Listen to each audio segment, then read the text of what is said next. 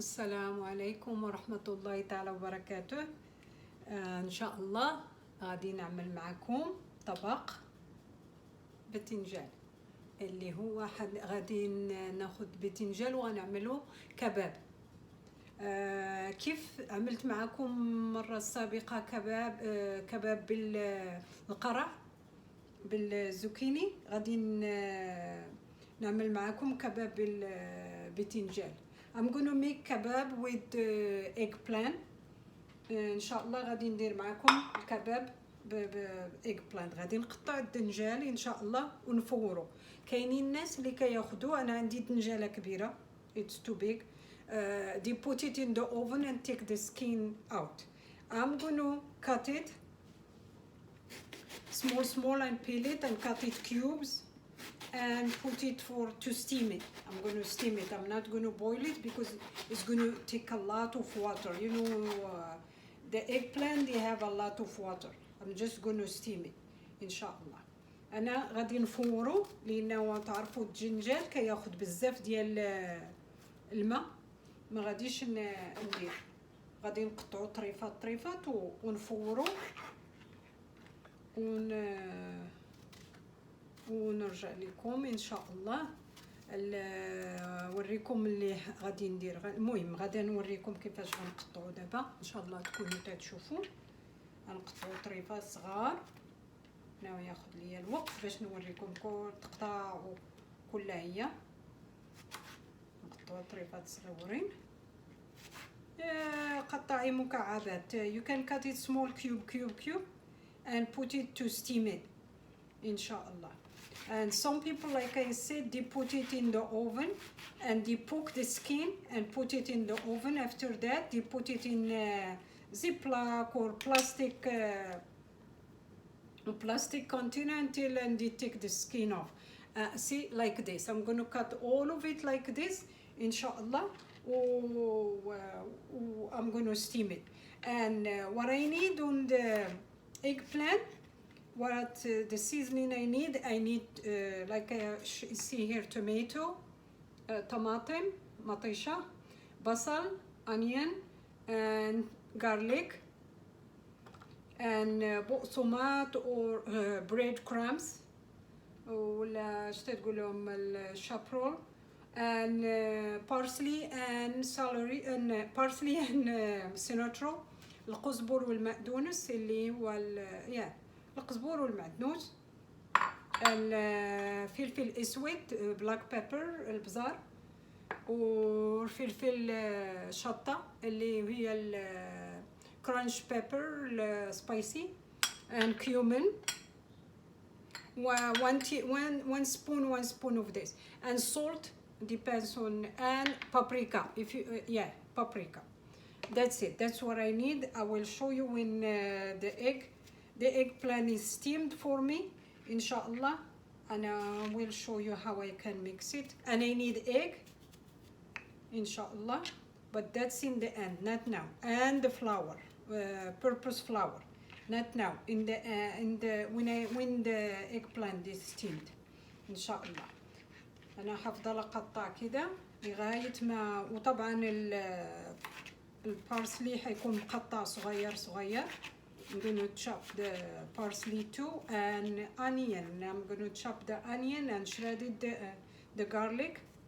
نحك البصلة وغنحك نقطع البصلة، ماشي نحكها، نقطعها طريفات صغار تا هما مكعبات، ونحك الثومة غادي نحكها حتى هي، ونخلط كل شيء هذا الخليط مع البيض مع البقسماط، وديك الساعه غادي نديرهم ان شاء الله ونوريكم كيفاش نديروا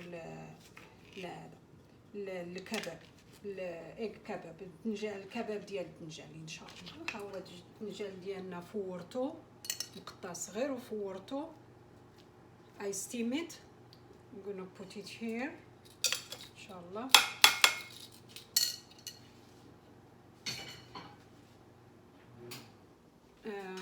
I have garlic, الثوم، نبشر عليه الثوم، نحط عليه الثومة نحكها عليه.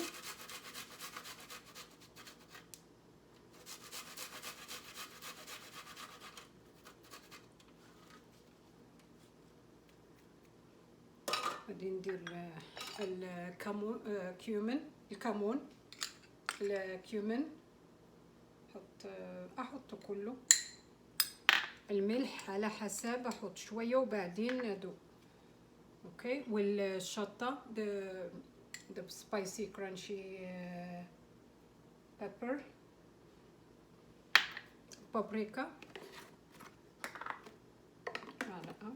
لو ما عايزين، الناس اللي ما بيحبوها ما عايزين يحطوها ما يحطوهاش. البلاك بيبر، البزار، فلفل اسود.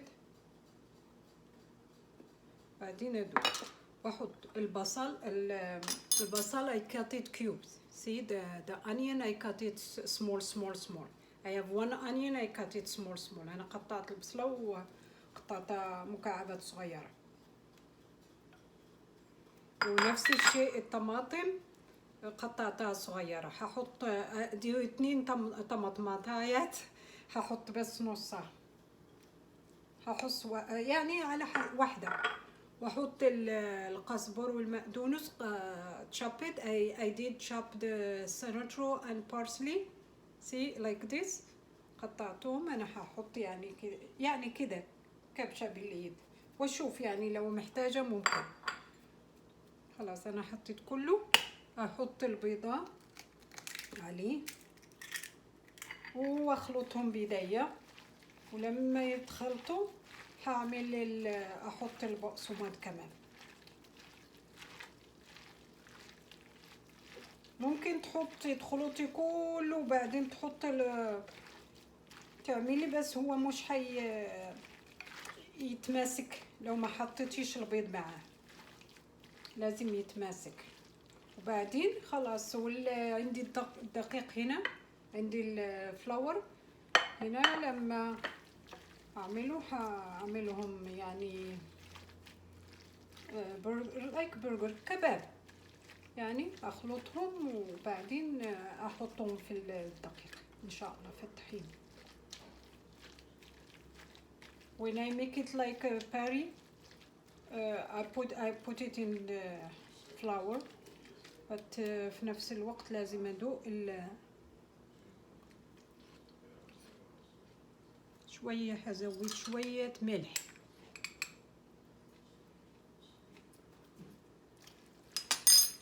خلاص. والبقسماط احط يعني نصه واشوف يعني لو تمسكت نص. دي 4 معالق عندي، يعني احط 2 معلقتين واشوف لو تمسكت احط، لو ما تمسكتش اعمل. هحط تاني عشان انا عملت له ستيم. لو حطيته في الفرن ممكن هو عندي ميه كتير من البتنجان، مش من البتنجان هو لو حطيتيه في الفرن يبقى يعني يكون ما فيش بياخد ميه.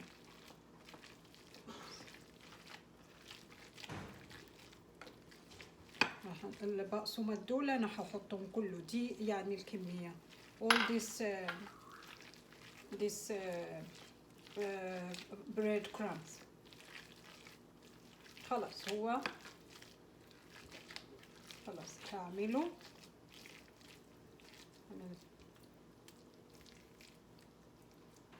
يعني ممكن عايزه تعملي اوفل، تعملي عايزه تعملي يعني اللي تحبي، ولا كده يعني زي الكباب. اي شكل عايزه تعملي وخلاص. وتحطي في الدقيق زي كده.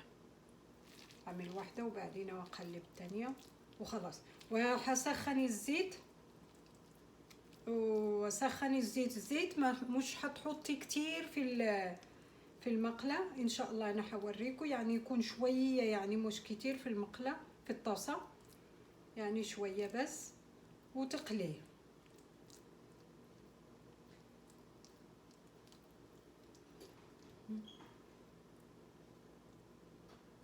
تقلبيه كده، وبعدين لما تسخن الزيت تحطي في الزيت ان شاء الله. خلاص انا هفضل اعمله كده لغايه ما اخلص واوريكم في القلي باذن الله.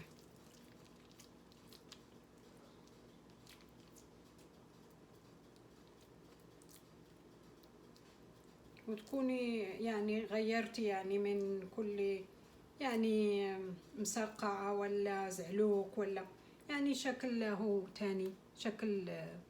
بس ده طعمه ما شاء الله يعني طعم حلو. وفي ممكن انا المرة اللي عملته حطيته في الفرن، المرة دي انا هقليه عشان اوريكم. بس ممكن تحطي بس في الفرن، تحطي في الفرن ومن غير ما تقليه، ممكن بس تحطي في الفرن. حطيت قليل ديال الزيت، ما حطيتش الزيت كتير، ودرتو في المقله يتقلى، ومني يتحمر ليا لتحت نقلبوه على الجهه الاخرى ونحطو هنايا في هذا المصفى هذا يتصفى ليا من الزيت، ومن بعد نحطو في هذاك التقصير فيه الورق باش ينشف من الزيت. لأنه كاين الناس اللي كيديروه في الفران، انا قلت اليوم ما درتو في الفران جربتو ونوريكم هذا الشكل ثاني بلا فران ان شاء الله. And here is the eggplant. There is people you can put it in the oven without frying, but I will show you the way how it's fried. Then after when it turn golden, I turn it to the other side. Then I'm going to put it here for the oil to drain. Then I'll put it here in the paper to, it doesn't take a lot of oil. And it doesn't. And it's very tasty, mashallah.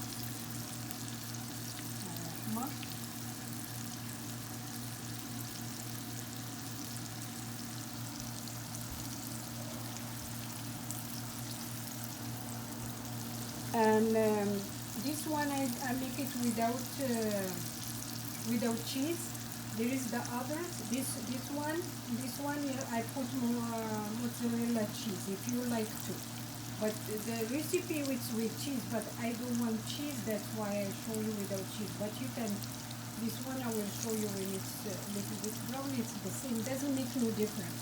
But people they don't like cheese. It's okay. Yeah, it works both ways, with cheese or without. I make this 1 and 2 with cheese, and the rest without cheese.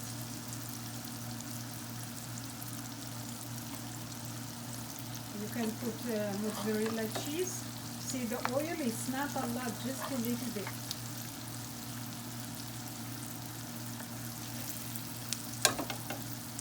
You can hear بالسطح.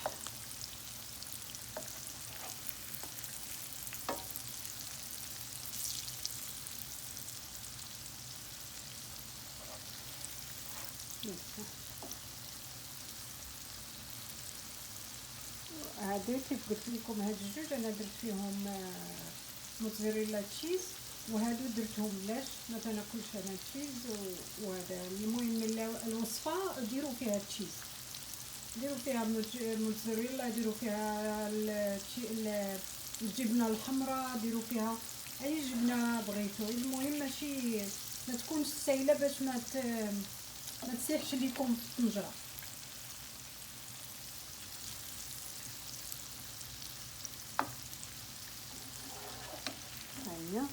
هيا هكا خصها تكون. نحطوها هنايا باش تسقطر لينا من الزيت، ونكمل الطياب ونوريكم في الطبق الاخر باذن الله. نخلق لكم هادو تشوفوا هادي ديال التشيز. شوفوا هادي ديال التشيز. سي الجبنه سي the cheese is getting red, yeah, because they have a cheese on this one. And you can put any cheese you like, not Philadelphia cheese, but any cheese you can put.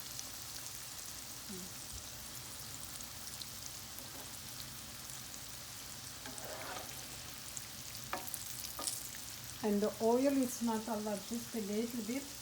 If you can put less than this, that's fine. You don't need a lot of oil. If you want to put it in the oven too, you can put it in the oven. In the oven. Yeah, see, it comes like this, inshallah. هو الكباب ديال النجروجد ما شاء الله كيجي روعة كيجي ما شاء الله. تيجي شتي يجي غزال وما تبينيش بانه راد نجال، ما باينش بانه راد نجال. Here is the eggplant is ready. The kebab eggplant is ready. It doesn't taste like eggplant. It tastes like you have a meat inside, but there is no meat. You see me, I didn't put no meat or no nothing. It's very delicious. It's very tasty. Try it inshallah and let me know inshallah. And jazakumullahu khair. Wassalamu alaikum wa rahmatullahi ta'ala wa barakatuh.